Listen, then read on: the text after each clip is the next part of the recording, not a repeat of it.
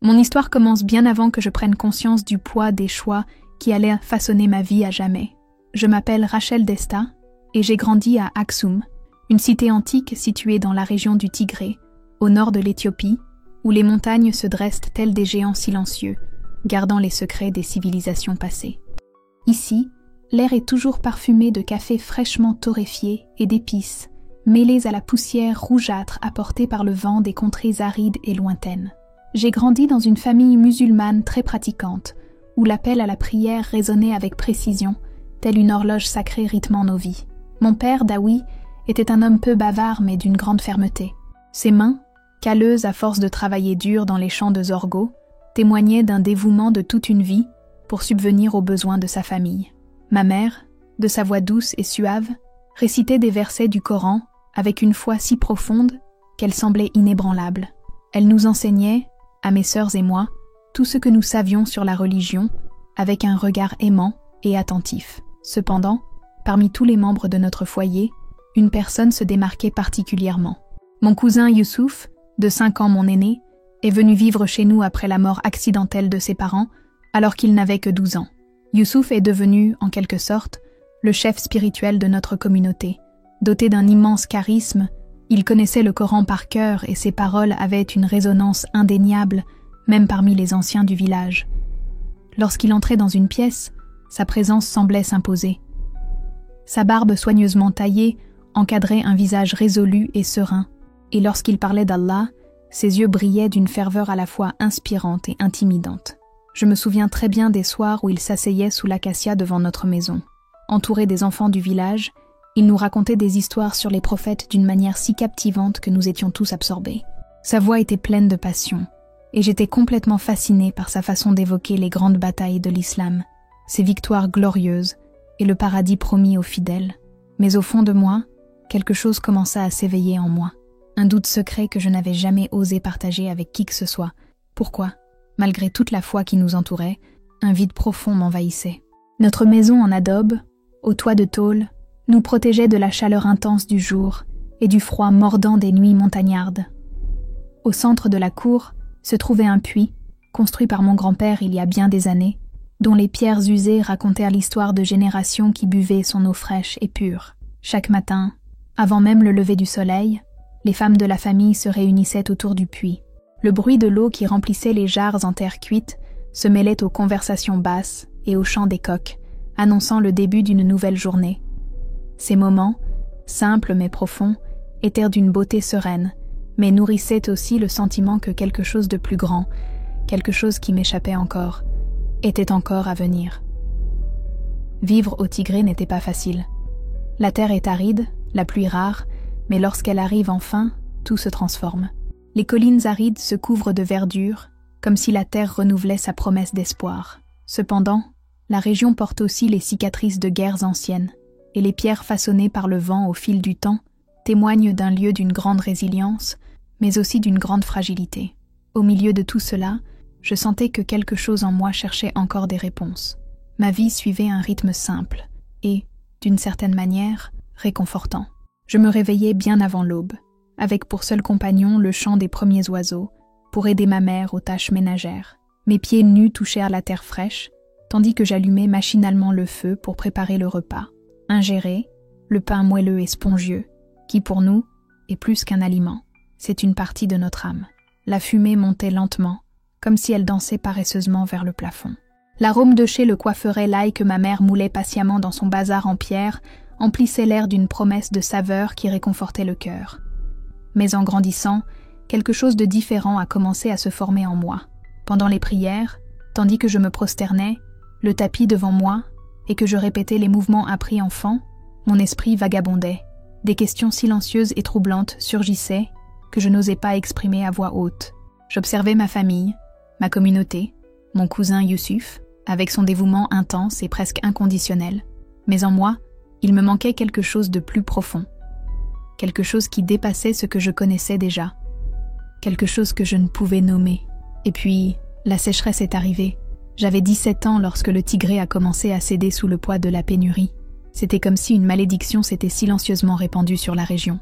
Le ciel, autrefois plein de promesses de pluie, restait désormais d'un bleu implacable, jour après jour. La terre se craquait comme une peau desséchée, et les puits, y compris le nôtre, se tarissaient.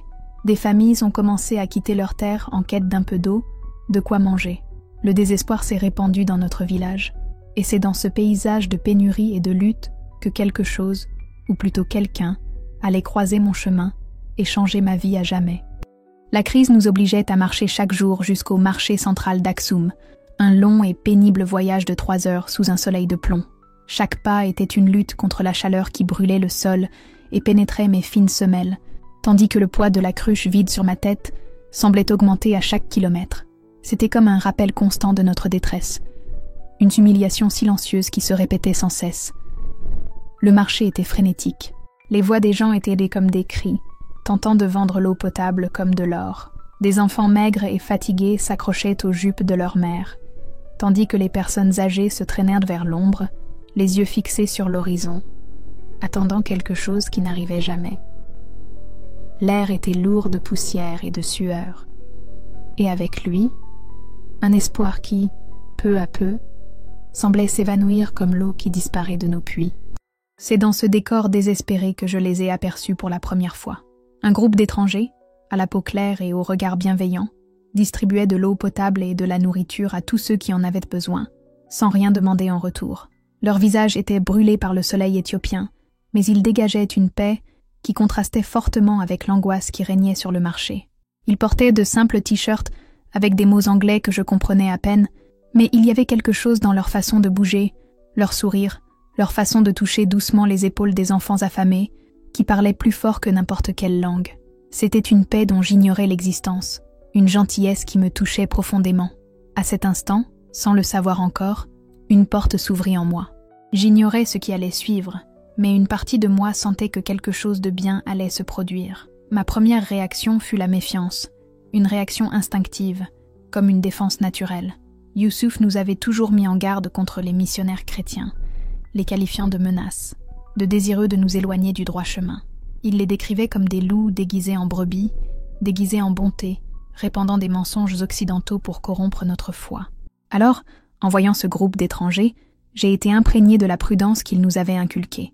Mais en les regardant travailler sous un soleil de plomb, partageant leur eau avec des inconnus, quelque chose en moi a commencé à s'interroger. Pourquoi l'amour de ces infidèles me semblait-il plus authentique que la dévotion que je connaissais? C'est alors qu'une femme parmi eux attira mon attention. Elle était jeune, peut-être 25 ans, avec des cheveux bruns attachés en queue de cheval et des yeux verts qui brillaient d'une profonde sensibilité. Chaque fois qu'elle réconfortait une mère désespérée, son regard semblait empli d'une sorte d'empathie discrète, d'un amour indéniable.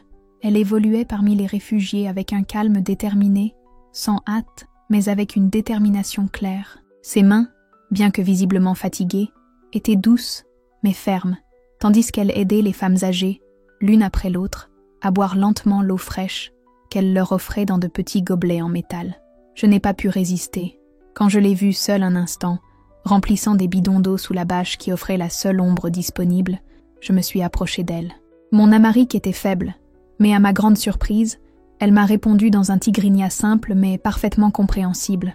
Sa prononciation soignée m'a fait prendre conscience de l'effort sincère qu'elle faisait pour apprendre notre langue. « Pourquoi fais-tu ça ?» demandai-je, ma curiosité prenant finalement le dessus sur la prudence qu'on m'avait inculquée. « Qu'est-ce que tu gagnes à aider des gens que tu ne connais même pas ?» Elle sourit. Un sourire sincère, qui transforma son visage fatigué d'une manière qui me désarma complètement. Parce que Jésus nous a appris à aimer notre prochain comme nous-mêmes. Jésus. Ce nom résonnait dans mon esprit, comme une cloche lointaine mais pourtant présente.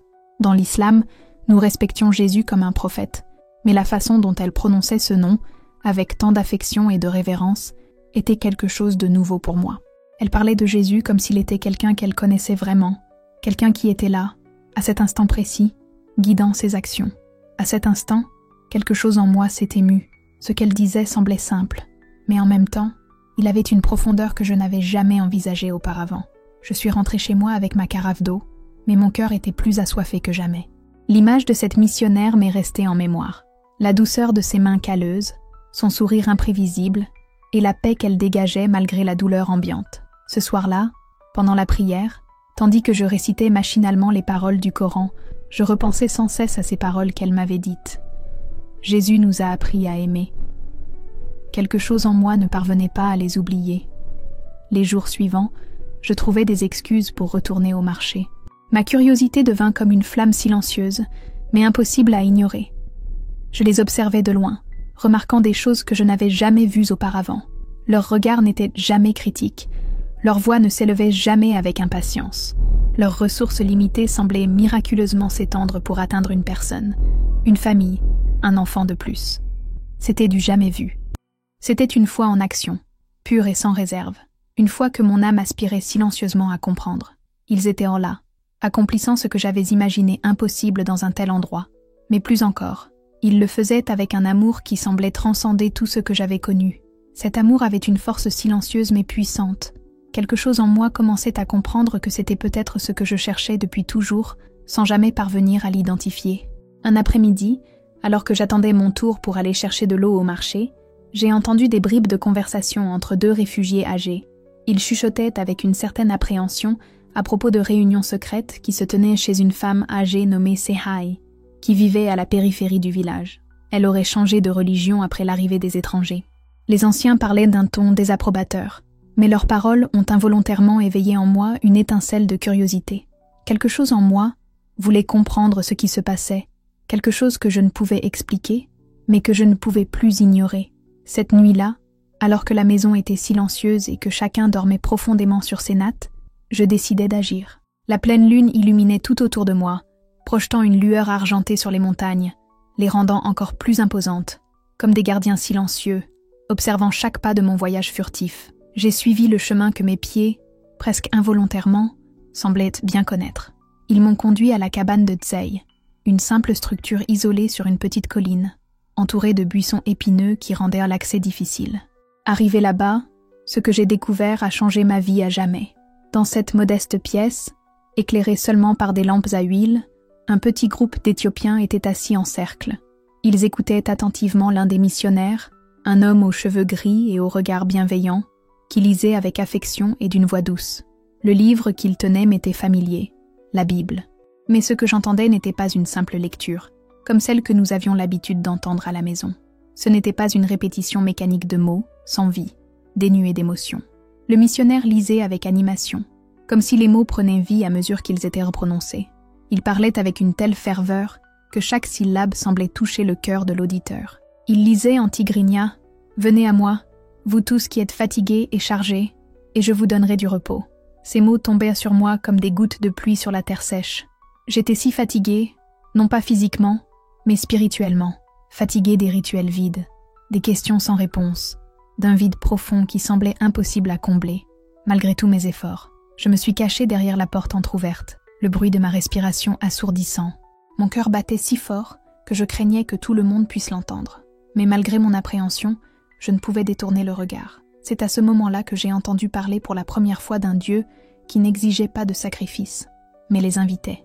Un Dieu qui offrait le repos, qui promettait une relation personnelle plutôt qu'une foi aveugle et impersonnelle. Venez à moi. Ces mots sont restés gravés dans mon âme. Et cette nuit-là, quand je suis rentrée chez moi, quelque chose en moi avait changé.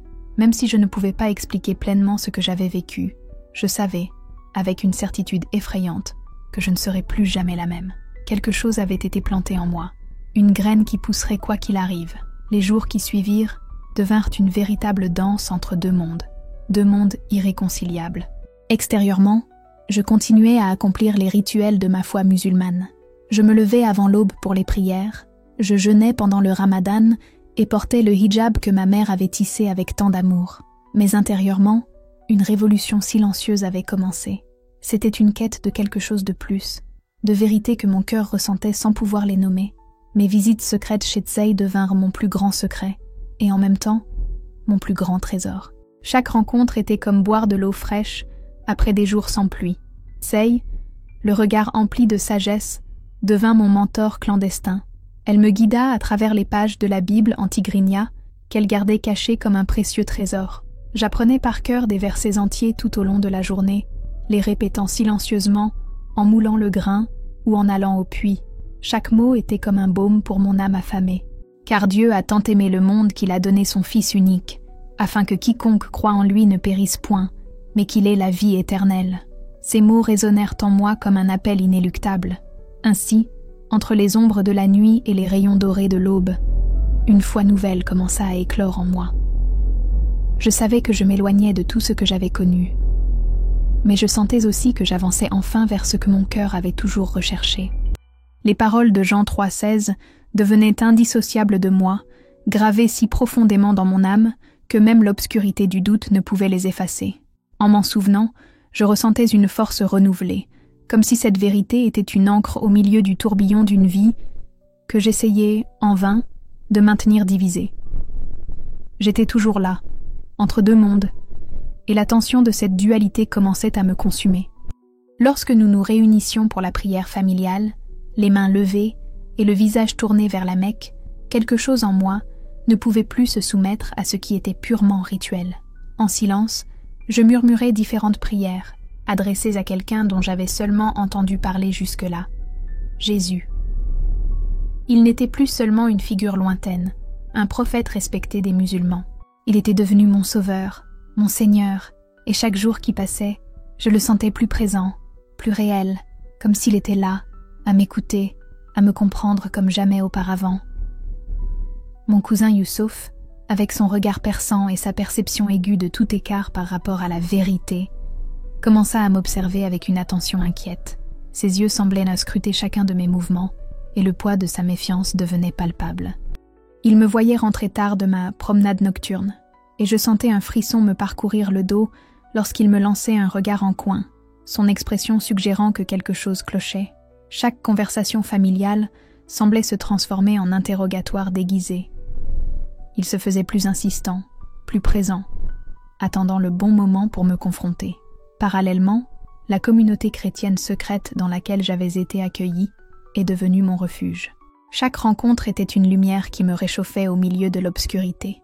Nous nous retrouvions dans des maisons différentes chaque semaine, nous déplaçant d'un endroit à l'autre comme si nous étions en mission clandestine, conscients qu'à tout moment nous pouvions être découverts. Mais malgré le risque, l'amour que nous partagions était palpable, et le lien entre nous grandissait à chaque rencontre.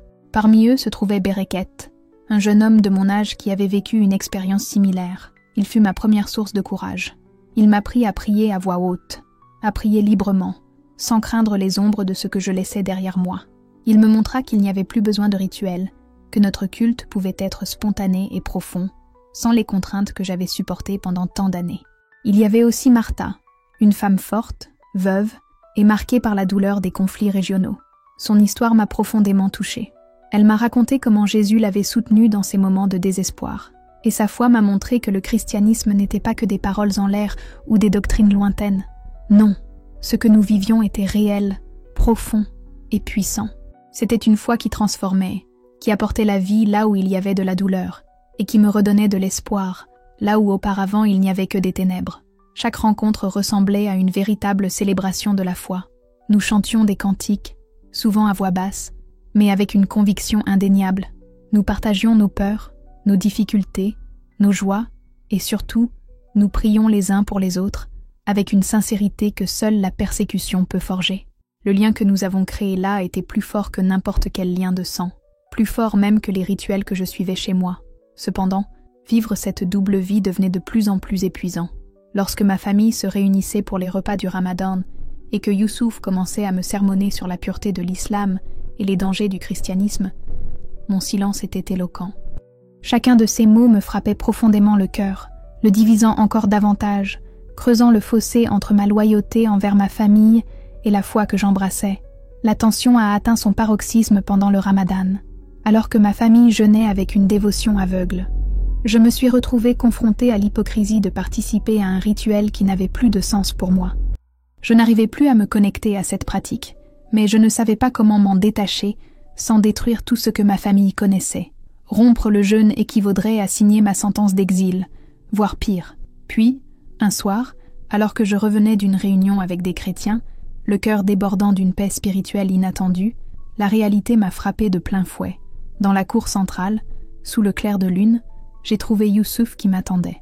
Sa silhouette était immobile, les bras croisés, comme s'il savait déjà que quelque chose allait se produire. Cet instant, silencieux et pesant, fut le point de rupture. Son regard était si froid et si intense que je sus qu'une confrontation était imminente. Que faire maintenant? Comment cacher ce qui devenait si évident en moi?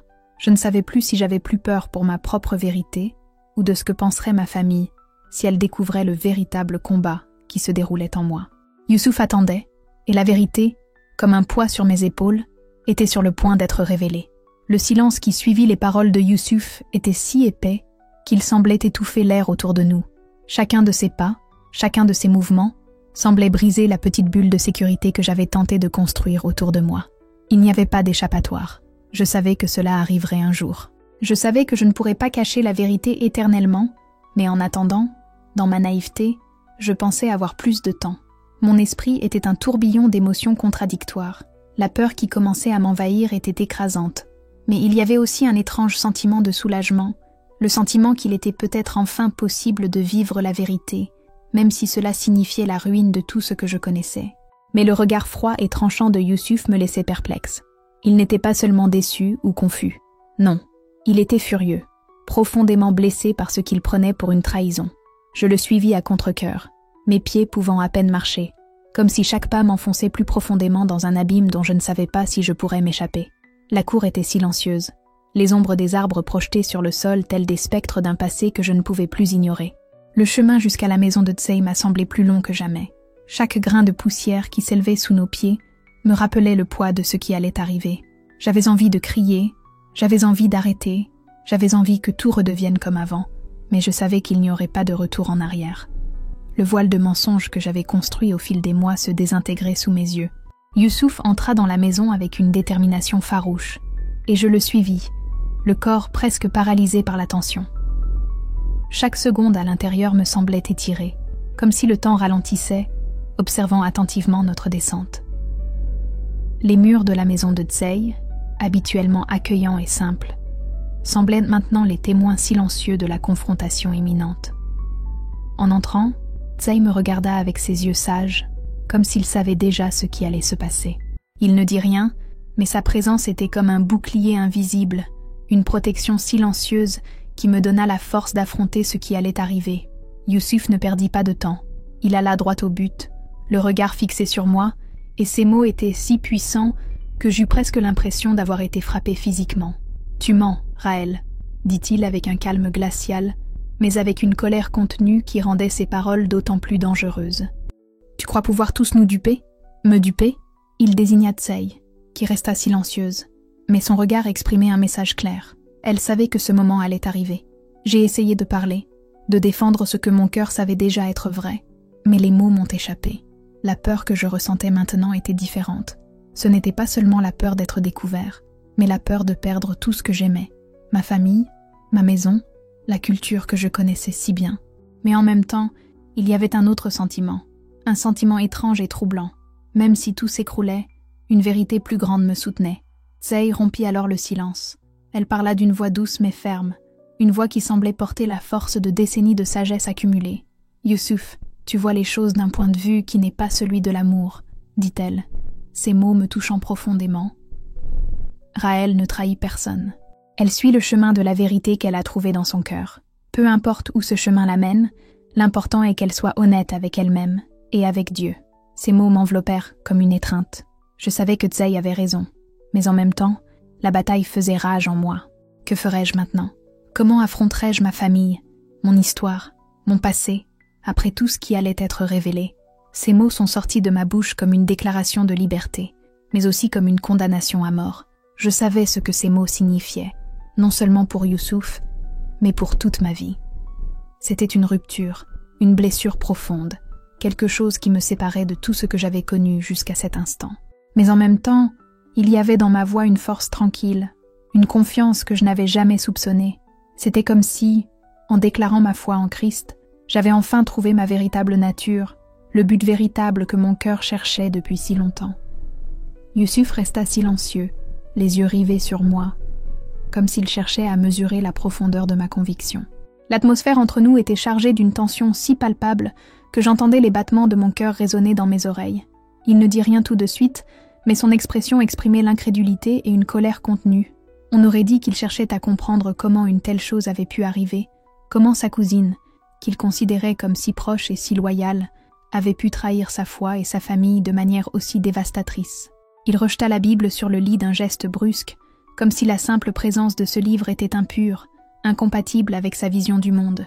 Je sentis la douleur dans ses yeux, la douleur d'une perte irréparable, et en même temps, une rage qui montait, prête à exploser. Il me regarda un instant, comme s'il réfléchissait à ses paroles. Puis il parla avec une froideur qui brisa le silence. « Tu as choisi cette vie, Raël, » dit-il d'une voix plus basse, mais toujours remplie de venin. « Tu as abandonné tout ce qui est juste, ta famille, ta culture, Allah, et maintenant, tu as choisi de m'abandonner. Je ne sais plus qui tu es. » Il se retourna brusquement et se dirigea vers la porte d'un pas lourd, comme si chaque mouvement était une condamnation à l'exil. « Je ne peux plus être ton cousin. Je ne peux plus te regarder comme avant. » Ces mots m'ont submergé comme une avalanche, brisant ce qui restait de mon cœur fragile. J'avais envie de crier, de courir après lui et de tenter de m'expliquer, de m'excuser pour quelque chose que je ne ressentais pas comme une erreur. Mais au lieu de cela, je suis restée plantée là, paralysée, tandis qu'il s'éloignait, le bruit de ses pas résonnant dans la nuit. J'étais complètement seule, plus seule que jamais. Lorsqu'il est parti, la maison a retrouvé son silence habituel. Mais ce silence était différent. Il était plus lourd, plus profond, comme un vide qui envahissait mon âme. La douleur de la séparation d'avec ma famille, de la perte de leur amour et de leur acceptation était accablante, mais une flamme de paix continuait de brûler en moi. La paix promise par Jésus, celle qui surpasse toute intelligence. Ce soir-là, assis seul dans ma chambre, ma Bible ouverte devant moi, j'ai senti comme si l'Esprit de Dieu lui-même était là, à mes côtés, me soutenant et me fortifiant. Je savais que mon chemin ne faisait que commencer, et qu'il serait ardu, semé d'embûches et peut-être de nouvelles pertes. Mais je savais aussi que j'étais désormais engagée sur un chemin où rien ne pourrait me séparer de l'amour du Christ. J'avais été témoin d'une vérité qu'il était désormais impossible d'ignorer, quoi qu'il arrive. Même si cela impliquait mon rejet, même si cela me coûtait ma famille, ma culture et tout ce que je connaissais, je savais que mon identité était plus solide que jamais. J'étais une fille de Dieu, une disciple du Christ, et cela, aussi difficile que cela puisse être, ne pouvait m'être enlevé. Les paroles de l'aîné me tombèrent dessus comme des pierres, lourdes, implacables, et la pièce sembla rétrécir à mesure qu'il parlait. Je sentais chaque regard de ceux qui étaient de présent me brûler la peau, comme s'ils cherchaient à pénétrer mon âme et à trouver ce qui justifierait ce qu'on exigeait de moi. Le sacrifice de tout ce que j'avais découvert, l'abandon d'une vérité que je portais désormais en moi, avec une force inépuisable. Le silence qui suivit ces paroles fut encore plus étouffant. Tout le monde attendait, et d'une certaine manière, le poids de leurs attentes semblait plus oppressant que la douleur d'une condamnation. Je regardais Youssouf, qui me fixait du regard, l'air cruellement triomphant. Il savait que le dilemme dans lequel j'étais placée était une condamnation à mort sociale, religieuse et familiale, et je savais qu'il s'attendait à ma résignation, à mon humiliation publique. Les anciens me regardaient, comme s'ils attendaient à que je cède, comme s'il existait encore une chance de retour, une brèche dans le mur qui me séparait d'eux. Mais en même temps, une pression grandissait, un poids sur ma poitrine, comme si l'air lui-même était devenu plus dense, plus difficile à respirer. Pourtant, dans cet instant de tension insoutenable, quelque chose s'est enflammé en moi, quelque chose qui ne pouvait être réduit au silence. J'ai regardé la Bible, toujours entre les mains du vieil homme, et j'ai vu les pages usées, les mots qui m'avaient soutenu dans ma solitude et mes épreuves. Je me suis souvenu des promesses de Jésus. Je suis le chemin, la vérité et la vie. Nul ne vient au Père que par moi. Ces mots résonnèrent dans mon esprit avec une clarté encore plus grande.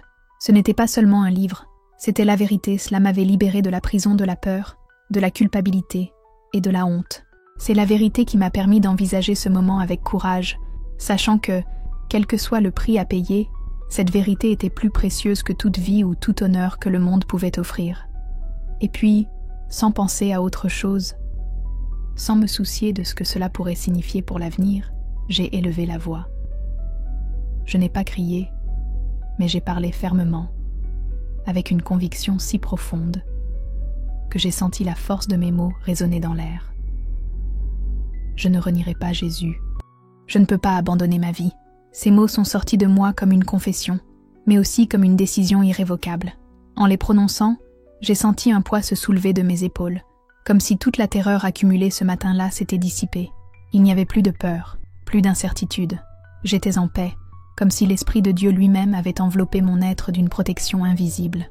Youssouf, debout devant tout le monde, pâlit un instant, les muscles de son visage se crispant. Il ne s'attendait pas à cette réaction. Il s'attendait à du regret, à de la faiblesse. Mais je ne céderai plus à la pression, à la condamnation ou à la peur. J'étais un disciple du Christ, et mon identité lui était irrévocablement liée. Le doyen, gardien de la tradition, me regarda profondément dans les yeux et soupira. Il y avait de la tristesse dans son regard, mais aussi une reconnaissance silencieuse de la sincérité de mes paroles. Il ne dit rien de plus. Le silence retomba dans la pièce, mais cette fois, c'était différent. Plus de mots pour me convaincre, plus d'arguments. Finalement, l'aîné se retourna et, d'un geste large, indiqua que le procès était terminé. « Rachel Desta », il dit, sa voix grave, « tu as choisi ta voie, et maintenant, tu devras en assumer les conséquences. » Ah, que se passerait-il ensuite? Je l'ignorais, mais à cet instant, je savais que ce qui comptait le plus pour moi n'était pas ce qu'ils pensèrent de moi, ni les punitions qu'ils pourraient m'infliger. Ce qui me soutenait désormais était quelque chose de plus grand, d'éternel. J'avais trouvé la vérité, et cette vérité m'offrait une liberté que rien au monde ne pouvait me retirer. On m'a conduit dehors, où la communauté m'observait avec des regards réprobateurs, leur visage autrefois familier et désormais si lointain. Mais quelque chose en moi, plus fort que toute douleur ou toute peur, m'a fait marcher droit. Il n'y avait plus aucune honte en moi, seulement la certitude que, même si le rejet était mon destin, j'avais choisi le meilleur chemin, le seul qui me mènerait au Père. Et ainsi, mon voyage avec Christ a continué, plus fort que jamais, sachant qu'il serait avec moi, à chaque étape du chemin, à chaque défi. La pièce, jusque-là enveloppée d'un murmure de voix basse et menaçante, tomba soudain dans un silence total. Le poids de la sentence sembla s'abattre sur moi comme un manteau sombre et froid, glaçant l'air autour de moi. Chaque respiration me semblait lourdement chargée par la gravité de ce qui m'était imposé. Je savais ce que cela signifiait, la possibilité d'une mort lente et atroce. Mais au fond de moi, une partie de moi savait que ce n'était pas la vraie mort. La véritable mort avait déjà eu lieu en moi, bien avant que cette sentence ne soit prononcée. La mort d'une vie de mensonge, la mort d'une vie de conformité à ce que les autres imposaient, la mort de l'esclavage de la peur et de la honte. Et maintenant, il ne me restait plus qu'un choix, un acte de liberté ultime, ou la mort physique, qui, si elle devait survenir, serait un prix que j'étais déjà prêt à payer. J'ai regardé autour de moi, cherchant quelque chose, n'importe quoi, pour m'ancrer dans ce moment. Mon père était toujours là, mais il évitait de me regarder dans les yeux, comme s'il avait déjà fait son choix, comme s'il m'avait perdu à jamais. Et même si ce rejet me détruisait intérieurement, je savais que je ne pouvais plus regarder en arrière. Tout le monde me voyait comme une traîtresse, une paria, une maudite, mais cela n'avait plus d'importance. Ceux qui me regardaient avec désapprobation et mépris, ceux qui voyaient ma foi comme une menace pour leur propre sécurité, ne comprenaient pas ce que j'avais vécu. Ils ignoraient que ce qui était en jeu n'était pas ma vie, mais mon âme, ma vérité, et la promesse qu'aucun châtiment terrestre ne pouvait anéantir la vie éternelle en Christ. Le chef des anciens fit un pas vers moi, la phrase encore gravée dans son regard. Son expression était ferme, mais son regard portait le poids de la tradition. Il savait que ses paroles étaient définitives, que ce moment était inoubliable. « Avez-vous un dernier mot à dire, avant d'être emmené pour être puni ?» demanda-t-il, comme s'il lui offrait une dernière chance de se repentir. C'était l'occasion pour moi de revenir sur mes paroles, de les abandonner. Mais, à cet instant, ma foi s'est renforcée. Je savais que si je la niais, je trahirais non seulement moi-même, mais aussi tous ceux qui avaient cru en ma parole et en mon courage. J'allais devoir vivre avec cette trahison. Il n'y avait plus de place pour le mensonge. Je ne renierais pas le Christ. Les mots sortirent avec la même fermeté, mais cette fois, sans la peur qui menaçait auparavant de me consumer. Je choisis de vivre pour lui ou de mourir pour lui. Le silence qui suivit fut épais. Le vieillard, toujours la Bible à la main, fit un geste presque imperceptible. Il ne dit rien, mais quelque chose dans son attitude suggérait qu'il savait que j'avais fait mon choix définitif et que rien ne pourrait le changer. Les hommes autour de moi commencèrent à avancer lentement, et je fus conduite vers le lieu de la punition. Mes pieds étaient lourds, comme si le poids de la décision me retenait. Mais au fond de moi, quelque chose me disait « Il n'y a pas de retour en arrière ». Chaque pas m'éloignait de la vie que je connaissais, mais me rapprochait de quelque chose que je commençais seulement à comprendre. Tandis qu'on m'emmenait pour être jugé, j'entendais les murmures étouffés de la foule. Certains murmures d'indignation, d'autres de peur, mais surtout j'ai remarqué un profond silence parmi les anciens eux-mêmes, comme si la gravité de ce qui se passait là, à cet instant, dépassait leur entendement. Je suis arrivée à l'endroit préparé pour le châtiment. Une petite tombe peu profonde, juste assez profonde pour m'enterrer jusqu'au cou, mais pas complètement. Le sol était aride et sec, comme le désert que je ressentais en moi à chaque seconde où je m'en approchais. Ils ont commencé à me pousser vers le trou, et c'est alors que j'ai ressenti la puissance de la présence du Christ plus intensément que jamais. La douleur physique que j'allais endurer n'était pas la plus grande terreur à ce moment-là. La plus grande terreur était la peur d'être séparée de Dieu, de perdre sa présence, de ne pas lui être fidèle jusqu'au bout. Mais alors que j'étais poussée dans le gouffre et que la terre froide et sèche commençait à m'envelopper, une paix indescriptible m'envahit. J'étais enfin hors d'atteinte du monde qui voulait me récupérer, mais je n'étais pas seule. Quoi qu'il arrive désormais, il serait avec moi. Le dernier regard que j'ai jeté avant d'être enterrée a été celui du ciel. La lune brillait encore, témoin silencieux de mon choix. Je l'ai regardée et, pour la première fois, j'ai su que, quoi qu'il arrive cette nuit-là, mon cheminement avec le Christ ne faisait que commencer. Et ainsi, alors que le monde autour de moi s'estompait dans l'obscurité, un seul mot résonna dans mon esprit et mon cœur, gagnant. Je restais debout, épuisé et couvert de poussière, le bruit du vent mordant me rappelant la solitude qui m'attendait. Le trou devant moi semblait être la fin de tout ce que je connaissais, mais aussi le début de quelque chose d'irréversible.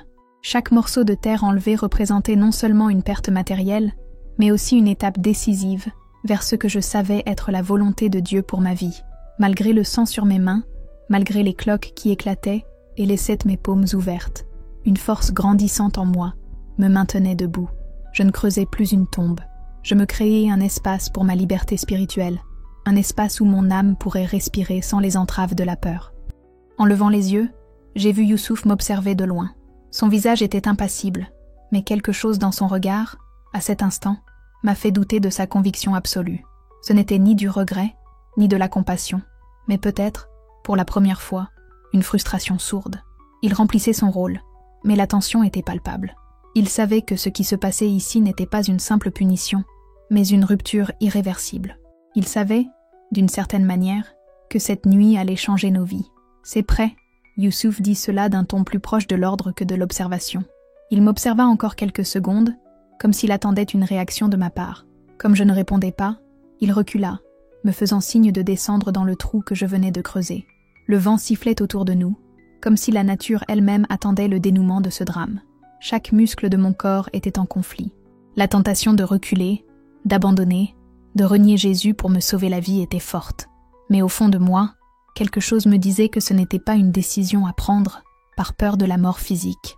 Si ma foi suffisait à me maintenir en vie face à la douleur et à la perte, alors je devais l'accepter de tout mon être. J'ai pris une grande inspiration et me suis laissé tomber dans le gouffre, sentant la fraîcheur de la terre contre ma peau.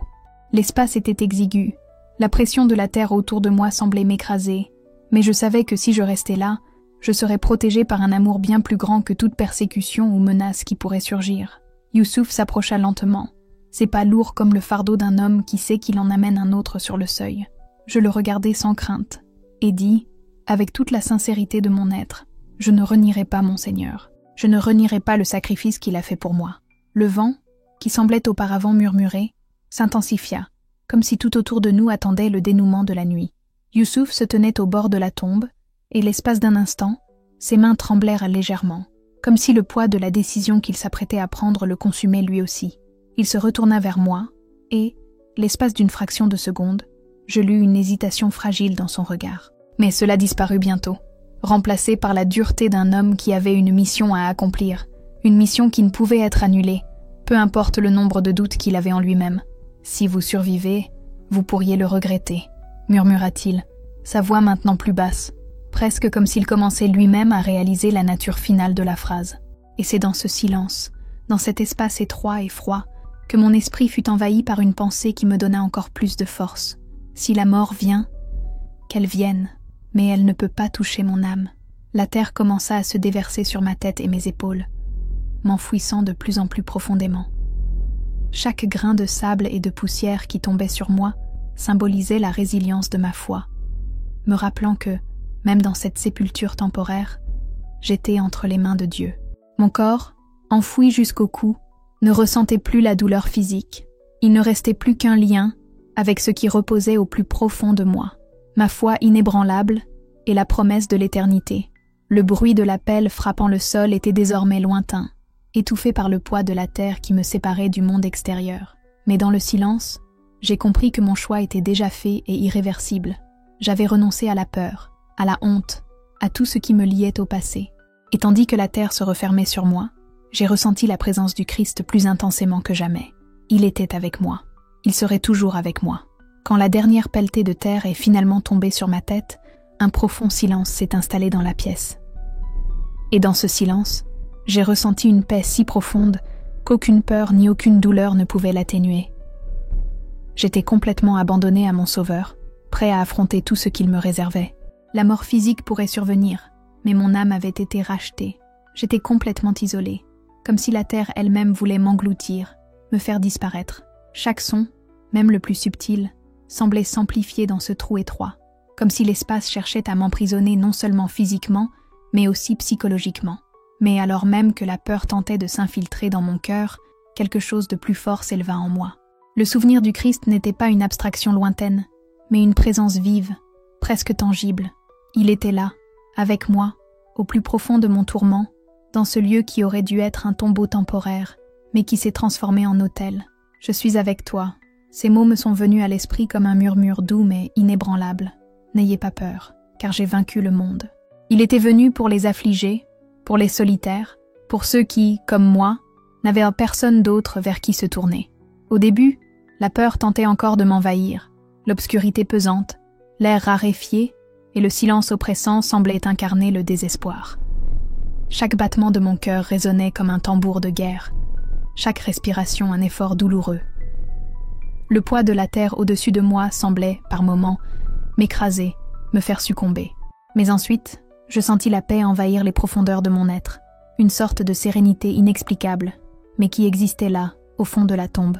Je savais, plus que jamais, que ce n'était pas la fin. Ce ne serait pas la dernière nuit. Mon âme ne serait pas enterrée avec mon corps, car elle avait été rachetée par quelque chose de plus grand que toute douleur ou menace terrestre. Quelque part au loin, j'avais l'impression que la main invisible de Dieu me soutenait, me rappelant que le sacrifice de Jésus sur la croix était bien plus proche de moi que toute douleur passagère. Les 2 premières heures s'éternisèrent comme une éternité.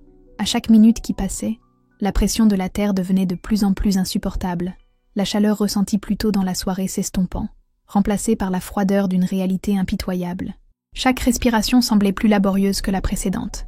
L'espace se rétrécissait, la peur tentait de s'insinuer à nouveau, et j'avais l'impression que ma propre force physique commençait à s'affaiblir. C'est à ce moment-là que quelque chose en moi s'est brisé, non pas par faiblesse, mais par abandon total, comme si, en m'abandonnant totalement à cet espace confiné, à cette obscurité, je pouvais enfin libérer tout ce qui m'emprisonnait.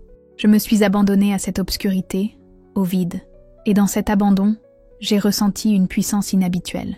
Je n'étais pas seule. Ce n'était pas seulement mon combat. Le Christ était avec moi, là, à cet endroit. Il était plus présent que dans toute autre partie de ma vie jusqu'alors. « Seigneur, je ne suis pas digne de toi. » Je murmurais, mes mots presque engloutis par la terre autour de moi. Mais soudain, quelque chose changea en moi. Je sentis la proximité de Dieu, comme une flamme brûlant intensément dans ma poitrine. Il ne m'avait pas abandonné. Il était là, au plus profond des ténèbres, plus proche de moi que jamais. À un moment donné, le temps a perdu son sens. Je ne savais plus si 1 minute ou 1 heure s'était écoulée. Mais soudain, quelque chose s'est produit. Je ne sais pas si c'était un mouvement physique ou une force spirituelle qui s'est emparée de moi, mais j'ai su, avec toute la certitude de mon être, que l'épreuve était surmontée. J'étais désormais libre. La peur, le désespoir, le sentiment d'étouffement, tout cela s'était dissipé, remplacé par un sentiment de paix absolue, de sagesse silencieuse. Lorsque j'entendis le bruit de pas qui approchaient, le craquement du bois qu'on soulevait, mon cœur, auparavant saturé d'adrénaline, battait maintenant avec un calme surprenant. C'était comme si le poids de la terre avait été enlevé de mon âme, et pas seulement de mon corps. La lumière qui filtrait par la petite ouverture de la tombe était comme celle de l'aube, douce, accueillante et claire. Les premiers visages qui apparurent furent ceux de Youssouf et des autres hommes, leurs yeux emplis d'espoir, comme s'ils attendaient de voir si j'allais céder au repentir. Mais lorsque je le regardai, quelque chose de nouveau apparut dans son regard. Non plus le jugement rigide et déterminé d'avant, mais un doute, une lutte intérieure, comme s'il commençait à remettre en question la validité du châtiment, de ce qu'il avait contribué à infliger. Je savais que ma réponse ne serait pas verbale. Elle viendrait du silence qui nous séparait. Ce n'était pas une victoire sur Youssouf ou les autres hommes. C'était une victoire sur la peur, sur la mort qui menaçait ma chair, mais ne pouvait jamais atteindre mon âme. Avec le peu de force qui me restait, je me suis relevée de la tombe. Les liens qui m'avaient attachée s'étant déliés, les grains de terre tombant lentement autour de moi. J'ai regardé Youssouf, et ce que j'ai lu dans ses yeux n'était plus une condamnation, mais un doute tenace. Il ne m'avait pas brisé. Il n'avait pas réussi à me briser la foi. Je me tenais là, non plus prisonnière de ses menaces, mais une femme renouvelée par la grâce du Christ, remplie d'une puissance qui ne pouvait être enlevée, peu importe ce qui allait arriver ensuite. La voix était comme une lame tranchante qui transperçait l'épais rideau de silence qui m'enveloppait. Je m'arrêtai un instant de chanter, la surprise et la confusion mêlées dans ma poitrine. Qui cela pourrait-il être? Au milieu de ma détresse, comment un enfant pouvait-il être là?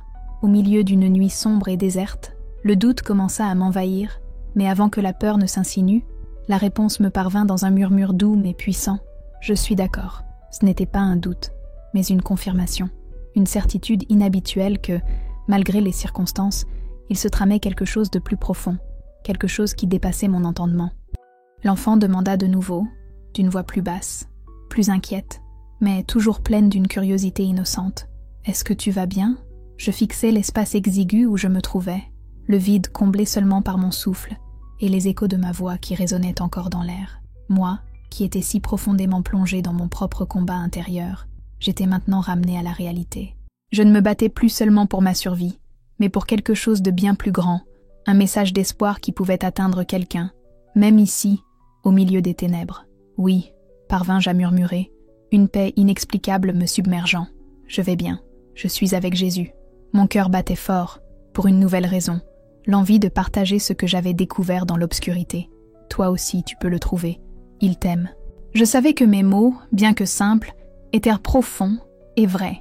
Ces mots, emplis d'un espoir inébranlable, pouvaient toucher quelqu'un perdu dans l'obscurité, comme moi. La voix de l'enfant se tut un instant, puis, d'un ton plus sérieux, plus confiant, il répondit « Moi aussi, je crois en Jésus. Je savais que tu étais là. Cela m'a choqué. Comment était-ce possible? Un enfant, au milieu de tout cela, connaissait aussi le nom de Jésus. C'était comme si une bougie avait été allumée dans une pièce sombre. J'étais tellement absorbée par mon combat spirituel que je n'avais même pas remarqué la présence des autres. Mais maintenant, devant moi, se tenait un être aussi pur et immaculé qu'un enfant, apportant la lumière du Christ là où personne n'aurait pensé à regarder. « Sais-tu où tu es? Où tu vas ?» demandai-je, la voix étranglée par l'émotion. Je ne parvenais plus à distinguer la réalité de la certitude spirituelle qui commençait à se former autour de moi. « Oui, » répondit l'enfant avec une fermeté presque impossible pour un si jeune. « Je vais au paradis, et un jour je t'y verrai. » Ces paroles ont transpercé mon cœur comme une flèche de lumière perçant les ténèbres. Je savais de tout mon être que ce n'était pas une simple réaction d'enfant. C'était une promesse, un rappel que même au milieu du chaos et de la persécution, le royaume de Dieu est toujours à portée de main. Il avait touché ma vie personnellement et inébranlablement, et maintenant il touchait la vie d'une autre âme, aussi pure que la mienne, et peut-être plus sage. La présence de cet enfant, reflet de pureté et de foi inébranlable, m'a donné le courage de continuer. Mes larmes ont recommencé à couler, mais cette fois, ce n'étaient pas des larmes de désespoir, c'étaient des larmes de gratitude. Un enfant, au milieu de tant d'obscurité, apportait la lumière. Le Seigneur était à l'œuvre, même ici, même au plus profond de ma tombe. Alors que la nuit avançait et que les hommes n'étaient toujours pas revenus, je continuais à chanter, mais à chaque mot, j'avais l'impression de ne plus être seule. La voix de l'enfant, désormais mon ami dans la foi, résonnait en moi. J'étais vivante, non seulement physiquement, mais spirituellement plus forte que jamais. J'avais été enterrée vivante, mais la vérité était que, dans ma mort, j'avais trouvé une vie plus riche que quiconque ne pouvait l'imaginer. Je ne savais pas ce qui allait se passer ensuite, mais la lumière du Seigneur avait envahi cet espace, et même si ma vie m'était enlevée, elle ne pourrait pas s'éteindre. Le sourire de Dawit était comme un rayon de soleil perçant les nuages, si pur et radieux qu'il me fit oublier un instant où j'étais. Les larmes continuèrent de couler sur mon visage, non plus de désespoir, mais d'une joie profonde et indescriptible. Il m'a trouvée, je pensais. Il m'a trouvée, même ici, au milieu des ténèbres les plus denses. Tu Tu l'as fait, murmurai-je, la voix brisée, et l'émotion était si intense que j'avais l'impression que ma poitrine allait éclater. Je n'aurais jamais cru que quelqu'un viendrait, surtout un enfant. Mais il était là, la réponse à toutes mes prières silencieuses. Une petite main, une foi sincère et la lumière du Christ, même dans un endroit aussi sombre. David pencha la tête, ses yeux d'enfant reflétant le clair de lune d'une manière surnaturelle. Il n'avait pas l'air surpris, juste ravi, comme s'il avait simplement fait ce qu'il savait être juste. Il me tendit la main pour m'aider à sortir du trou que j'avais creusé de mes propres mains. « Je savais que tu étais là-bas », dit-il avec le naturel de quelqu'un qui parle d'une chose aussi certaine que l'aube. « Ma grand-mère m'a appris que si on aime Jésus, il faut aider les personnes dans le besoin. Je sais que tu chantais parce que tu aimes Jésus. » Je saisis sa main avec gratitude, sentant la force de sa foi simple mais solide me tirer du gouffre. La terre était encore humide sur mon dos. L'odeur de terre se mêlait à la fraîcheur de la nuit, mais le contact de David me donna l'impression de renaître. Je n'étais plus seule. Les ténèbres se dissipaient et la lumière du Christ, bien que faible, était plus éclatante que toute l'oppression que j'avais subie. Il m'a aidé à me relever, le bruit de ses petits pieds claquant sur la terre sèche tandis que je me hissais. Et en sortant de ce trou, j'ai senti le poids de toutes les souffrances que j'avais endurées ces derniers jours être remplacé par quelque chose de plus fort, de plus durable, la force de la foi d'un enfant. « Merci, David, dis-je, la voix brisée par l'émotion. Tu m'as sauvé. » Le garçon sourit simplement, d'un sourire si pur qu'il semblait toucher le cœur de Dieu. « Je ne suis qu'un enfant. Jésus m'a aidé à me souvenir de toi.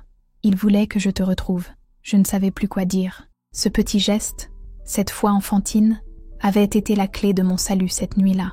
David ne se contentait pas de sauver une femme d'un gouffre. Il accomplissait sans le savoir la volonté de Dieu, permettant à la lumière de l'Évangile de se répandre, même là où tout semblait perdu. La nuit était pleine de silence, mais pas du silence inquiétant d'avant. C'était un silence paisible, comme si le ciel lui-même s'était incliné pour écouter notre conversation. David, le sourire intact, me regarda et dit « Maintenant, allons-y. Ils viendront te chercher. Retournons au village. » J'ai hoché la tête, et après un dernier regard vers le ciel étoilé, j'ai quitté le trou qui m'avait emprisonné. J'ai marché avec David, à ses côtés, guidé par le clair de lune et la foi d'une enfant qui, par son geste simple, avait révélé du Christ plus que les mots ne pouvaient l'exprimer. Cette nuit-là, j'ai su que rien ne pourrait éteindre l'amour de Jésus. Rien ne pourrait éteindre la lumière qu'il apportait, même dans les endroits les plus sombres. Et avec David à mes côtés, je suis retournée dans le monde, plus forte, plus inébranlable et plus certaine que jamais que ma foi reposait sur quelque chose qu'aucune force au monde ne pouvait détruire. Raël me regarda avec un doux sourire, mais son regard était d'une intensité qui semblait pénétrer mon âme. À chaque mot qu'elle prononçait, je sentais sa foi, forgée dans l'adversité, m'envelopper comme un manteau protecteur. « La persécution est réelle », répétait-elle, « mais la récompense est plus grande que toutes les souffrances que nous pourrions subir. » Daoui s'installa à côté de moi, visiblement habitué aux histoires de sa grand-mère. Il me regarda avec une lueur de confiance dans les yeux, comme si, même à un si jeune âge, il avait déjà compris que notre foi commune transcendait toutes les barrières physiques et humaines. Raël expliqua que, comme beaucoup d'autres, elle s'était cachée dans les montagnes, après avoir été expulsée de sa communauté. Sa famille, autrefois pieuse, s'était détournée d'elle lorsqu'elle s'était donnée au Christ, incapable de comprendre la profondeur de sa conversion. Rencontrer Jésus n'est ni un choix facile, ni un voyage aisé. On perd des amis, on perd sa famille, mais on gagne quelque chose que le monde ne peut pas nous enlever, la vraie paix. Son histoire faisait écho à la mienne, et d'une certaine manière, je me suis sentie plus forte d'entendre que d'autres, même éloignés, avaient suivi un chemin similaire. La douleur de la perte, la peur de la persécution, la solitude, tout cela semblait être le prix à payer pour porter la lumière du Christ dans son cœur. Quand la persécution commence, a poursuivi Raël, vous avez deux choix. Vous replier sur vous-même et vivre dans la peur, ou avancer et avoir confiance que Dieu vous fournira ce dont vous avez besoin pour le chemin. Comme vous l'avez vu, le chemin n'est pas facile, mais il ne nous laisse pas seuls. Je me sentais petite face à la sagesse de cette femme, mais en même temps, je sentais une force renouvelée grandir en moi. La tension de toute la nuit, la peur d'être découverte, la souffrance physique et émotionnelle, tout semblait m'avoir façonnée d'une manière que je n'aurais jamais imaginée. Raël m'a parlé de l'importance de la patience et de la foi dans les moments difficiles. Nous ne pouvons contrôler ni les mains qui nous blessent, ni les mots qui nous blessent, dit-elle en fixant le feu avec un sérieux qui me fit comprendre qu'elle parlait de quelque chose de plus profond, de quelque chose qu'elle avait elle-même vécu. Mais nous pouvons contrôler notre réaction, et si elle est pleine d'amour et de pardon, alors aucune force ne pourra détruire ce que Dieu a construit en nous. Les paroles de Raël résonnèrent profondément en moi. Amour, pardon, foi. Tout ce que je ressentais m'avait été arraché pendant ma captivité. Elle m'apprenait maintenant à le récupérer et à l'offrir. Même dans les pires circonstances, Dieu pouvait faire naître le bien. Quand j'ai fini d'écouter son histoire, mes yeux se sont remplis de larmes, mais c'étaient des larmes de gratitude. D'une gratitude profonde et inexplicable d'avoir été guidée vers cet endroit, un lieu de sécurité, d'accueil, de force, où l'amour du Christ continuait de fleurir malgré toutes les menaces et les persécutions. Daoui me regarda avec un sourire serein, comme s'il savait que mon voyage ne faisait que commencer. « Tu es en sécurité ici pour l'instant », dit-il d'une voix plus grave que d'habitude. « Mais souviens-toi, le chemin de la foi n'est jamais facile. Si tu continues, tu seras confronté à des défis inimaginables. Mais la récompense, ma sœur, en vaut la peine. » Raël acquiesça d'un signe de tête. La foi n'est pas seulement une croyance, c'est une action. C'est une démarche continue, même lorsque le chemin devient difficile. Êtes-vous prêt à franchir ces étapes? J'ai pris une grande inspiration, sentant ma foi, autrefois fragile et incertaine, devenir inébranlable, tel un roc que rien ne pouvait ébranler. J'ai levé la tête, regardant la lumière du feu, la flamme qui brûlait intensément au milieu des ombres. Le feu qui réchauffait nos peaux était le même qui illuminait nos âmes. Oui, j'étais prêt. Oui, ai-je dit avec une assurance que je n'aurais jamais imaginée. Je suis prête. La nouvelle que Youssouf commençait à remettre en question ses croyances fut un choc inattendu, mais non moins significatif. Mon cœur se serra en pensant à mon cousin, si ferme dans sa foi, et pourtant si perdu dans ses convictions. Il avait toujours été quelqu'un en qui j'avais confiance, et voir son parcours prendre cette tournure me fit me demander quelle part de mon propre cœur avait été laissée derrière moi, au village, dans mon ancienne vie. Les prières silencieuses que j'avais dites pour lui, lorsque nous partagions encore les mêmes espaces spirituels, pouvaient-elles être entendues, aujourd'hui, d'une manière que je n'aurais jamais imaginée? Mais c'est la compassion qui a le plus parlé. Lui, comme moi, était au bord d'une grande transformation, même si peut-être d'une manière qui ne lui était pas encore tout à fait claire. Et s'il traversait une expérience similaire à la mienne, sans savoir comment l'interpréter? Et si, au fond de lui, il cherchait lui aussi la vérité, déformée par la pression de sa propre communauté et du système dans lequel il avait grandi? La présence de Dieu dans les petites et grandes choses m'a toujours émerveillée. J'avais vu le Seigneur utiliser même la souffrance la plus profonde, la douleur qui semblait insupportable, pour créer des occasions de guérison et de transformation. La foi qui m'avait soutenu dans ce sombre tombeau de terre pouvait aussi soutenir Youssouf, s'il était disposé à m'écouter. Il ne le savait pas encore, mais quelque chose dans son cœur était en train de changer. Raël, comme toujours, avait une vision plus claire que moi. Quand je lui ai parlé de Youssouf, elle m'a regardé avec ses yeux profonds et m'a dit calmement « La grâce de Dieu est plus grande que tous les murs que nous érigeons, et il ne nous abandonne jamais. Peut-être a-t-il besoin de voir le reflet du Christ en toi, pour croire plus profondément en ce qu'il a dans son cœur. » Je savais que Raël avait raison. Pour Youssouf, ma fuite ne pouvait pas être une simple question de survie, mais une question de dessein divin. Il devait voir, au lieu d'un tombeau vide, une vie transformée. La seule chose que je pouvais faire pour lui était de continuer à témoigner de la vérité qu'il ne comprenait pas encore. Même si cela impliquait un voyage difficile, où chaque pas dans l'obscurité serait le reflet de mon propre sacrifice pour lui, j'étais prête à franchir ce pas. Avec cette résolution en tête, j'ai commencé à planifier une visite secrète dans mon village natal, non seulement pour voir ce qui restait de mon ancienne vie, mais aussi pour retrouver Youssouf et lui parler, non pas de confrontation, mais d'amour. Je savais que s'il me voyait vivre une foi inébranlable, s'il voyait la véritable transformation que l'Évangile avait opérée dans ma vie, cela parlerait plus fort que n'importe quelle dispute. Le voyage était risqué. Chaque pas que je faisais dans la zone connue de mes poursuivants augmentait le risque d'être découvert. Mais l'urgence était plus grande dans mon cœur. Je n'allais pas l'affronter ni le forcer à accepter mes choix, mais témoigner que la transformation de Jésus n'est pas une simple histoire lointaine, mais une réalité capable de transformer même les cœurs les plus endurcis. J'ai retrouvé Youssouf sur la place centrale du village, près d'un marché où il se réunissait souvent avec d'autres jeunes. Il était au milieu d'un groupe d'hommes, parlant et gesticulant avec une intensité que je n'avais jamais vue auparavant. Mais en le voyant, Mon cœur s'est emballé, et tout autour de moi a semblé disparaître, comme si l'univers entier s'était arrêté, attendant ce moment. Je m'approchai de lui avec la même prudence qu'une brebis approche d'un berger, et lorsqu'il me vit, ses yeux se plissèrent, mêlés d'incrédulité et de confusion. Je savais qu'il essayait de comprendre, d'assimiler la réalité. La personne qu'il avait enterrée de ses propres mains était là, devant lui, vivante. Il hésita, mais quelque chose dans son regard me disait qu'il ne pouvait plus nier la vérité qui commençait à germer dans son cœur. « Rachel, » dit-il, sa voix emplie d'un sentiment que je n'avais pas encore pu identifier.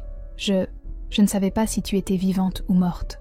J'étais aveugle à ma propre foi. » La sincérité de sa voix me serra la gorge. « Moi aussi j'étais aveugle, Youssouf, » répondis-je doucement, essayant de contrôler les émotions qui menaçaient de me submerger. « Mais maintenant je vois, et je sais que tu peux voir aussi, si tu te laisses faire. » Il fixait le sol, visiblement en proie à une confusion intérieure, comme quelqu'un qui essaie de reconstituer un puzzle complexe sans parvenir à en saisir l'ensemble. « Je ne comprends pas, » murmura-t-il. « Comment as-tu pu? Comment est-ce possible ?» Je souris, ressentant une paix indescriptible en le regardant, sentant que même dans cette période difficile, le Seigneur était à l'œuvre, parce qu'il m'a trouvé, Youssouf. Il m'a trouvé dans les ténèbres et m'a conduit à la lumière. Et maintenant, il est avec toi aussi, même si tu ne le comprends pas encore. Le silence qui suivit fut profond, mais pas gênant. C'était comme si nous entendions tous les deux quelque chose, au-delà des mots. Quelque chose qui n'avait pas besoin d'être dit. Il me regarda de nouveau, avec curiosité, une lueur d'espoir dans les yeux. « Je vais réfléchir à ce que tu as dit, » dit-il finalement, sa voix plus douce maintenant. J'ai simplement hoché la tête, sachant que le semeur de foi avait commencé à œuvrer. Ma mission n'était pas de terminer l'œuvre, mais de la planter, en faisant confiance au Saint-Esprit pour le reste. Et en retournant dans les montagnes, dans ma communauté souterraine, j'ai senti que mon voyage avec Youssouf ne faisait que commencer. Cette nuit-là, alors que j'étais étendue sous le manteau silencieux des montagnes, un sentiment d'accomplissement m'envahit, comme si chaque souffle, chaque battement de mon cœur était en parfaite harmonie avec la volonté de Dieu. C'était la fin d'un autre jour, mais aussi le début de quelque chose de bien plus grand, d'éternel. Au loin, j'entendais les murmures du vent sur les rochers, comme les voix d'autres chrétiens, disséminés comme des graines de foi dans les montagnes, les grottes et les champs, chacun porteur de ses propres histoires de résistance et d'espoir. Et à cet instant, je ne me sentais plus fugitive. Je ne me voyais plus comme la femme autrefois enterrée vivante, mais comme une partie active d'un mouvement divin, une flamme inextinguible alimentée par le Saint-Esprit. Impossible de nier la vérité qui s'épanouissait en moi, telle une fleur s'épanouissant dans l'obscurité de la nuit, rayonnant d'une lumière que personne ne pouvait éteindre. Oui, mon histoire de survie était un miracle, mais ce qui comptait vraiment, c'était que cette histoire n'était pas seulement la mienne. Elle appartenait à tous ceux qui, comme moi, avaient été appelés par le nom du Christ à vivre en liberté, même dans les circonstances les plus oppressives. La persécution, la douleur, le rejet, tout cela ne m'appartenait plus, car tout avait été racheté par le sacrifice du Christ sur la croix. La souffrance que je subissais alors s'inscrivait dans une histoire de rédemption qui transcende le temps, reliant mon expérience à celle de millions de personnes qui, à différentes époques et en différents lieux, ont également connu la mort pour vivre en Christ. Chaque visage que je rencontrais dans les montagnes, chaque vie touchée par Jésus, devenait un prolongement de ma propre résurrection. Et dans tous ces visages, il y avait une lueur d'espoir qui défiait toutes les ténèbres du monde. Il n'y avait plus de tombeau pour me retenir, car le même Christ ressuscité était avec moi, et il m'avait montré que, dans la mort comme dans la vie, il est tout. Il était la vérité qui me libérait, la lumière qui éclairait les chemins obscurs, l'amour qui ne faillit jamais, même dans les pires adversités. J'ai regardé David, le garçon qui, de ses petites mains, m'avait aidé à sortir de la terre qui avait failli m'engloutir, et j'ai vu en lui non seulement un enfant, mais le symbole d'une espérance renouvelée. Lui qui connaissait le Christ depuis l'enfance, comprenait désormais la puissance de l'Évangile avec une pureté qui transcende l'entendement humain. Dieu a une façon extraordinaire d'utiliser même les plus jeunes pour semer des vérités éternelles, et je savais que David, même à son jeune âge, construisait un héritage de foi qui continuerait à se propager, peut-être au-delà des montagnes, au-delà des limites de ce que nous imaginions possible. Au fil des années, et alors que ma mission de répandre la vérité du Christ parmi les persécutés se poursuivait, la liberté que j'avais autrefois recherchée, et qui semblait si lointaine et inaccessible, est devenue celle que je partageais avec les autres. Chaque vie que nous avons côtoyée, chaque cœur ouvert à la vérité de Jésus, donnait à chaque expérience un but bien plus grand que je n'aurais pu l'imaginer. Aujourd'hui, en regardant en arrière, je constate que mon cheminement ne s'est pas terminé dans un tombeau, mais dans la vie abondante que le Christ promet à tous ceux qui le suivent. Je sais que je ne suis plus un fugitif, mais un témoin que la mort a été vaincue, que la persécution n'a pas le dernier mot, et qu'avec le Christ, même les ténèbres se transforment en lumière.